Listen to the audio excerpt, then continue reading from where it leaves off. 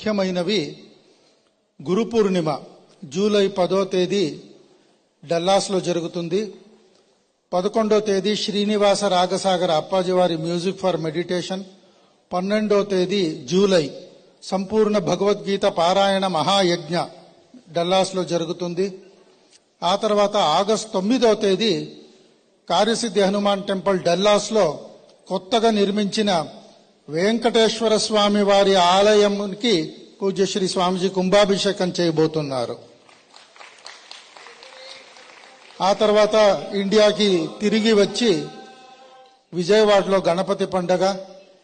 29వ తేదీ ఆగస్టు నుండి 4 రోజుల పాటు అప్పాజీ వారు పీఠాపురంలో ఉన్న మన దత్తాశ్రమానికి వెళ్లి అక్కడ బాలస్వామిజీ వారు చాతుర్మాస్య వ్రతదీక్ష చేస్తూ ఉంటారు. అక్కడ కొన్నాళ్ళు ఉంటారు.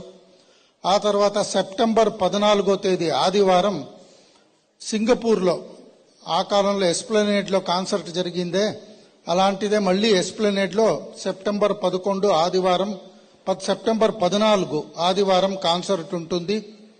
22వ తేదీ నుండి ఆశ్రమంలో సెప్టెంబర్ నెలలో నవరాత్రులు జరుగుతాయి. నవరాత్రులు అయిన తర్వాత అక్టోబర్ 26 కొరియా దేశం సోల్ నగరంలో పూజ్యశ్రీ స్వామిజీ వారి music for meditation and healing ఉంటుంది. ఆ తర్వాత నవంబర్ మాసంలో, కార్తీక మాసంలో భాగవత సప్తాహాలు ఏలూరు ఆశ్రమము, గుంటూరు ఆశ్రమము, హైదరాబాద్ ఆశ్రమాల్లో 3 చోట్ల సప్తాహాలు చేస్తారు.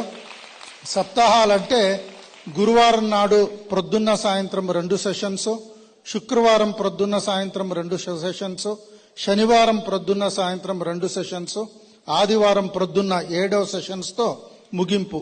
అంటే 7 సెషన్స్లో భాగవత సప్తాహం జరుగుతుంది నవంబర్లో. డిసెంబర్లో దత్తాత్రేయ జయంతి, తర్వాత నవంబర్లో వైజాగ్లో భగవద్గీత పారాయణ మహాయజ్ఞము, తర్వాత అప్పాజీ వారి music for meditation and healing ఉంటుంది. డిసెంబర్లో అప్పాజీ వారు మొన్న అనౌన్స్ చేసినట్టు డిసెంబర్ 24వ తేదీ నుండి 28వ తేదీ వరకు 5 రోజుల పాటు అయోధ్యలో గణపతి సచ్చిదానందాశ్రమ ఇనాగరేషన్.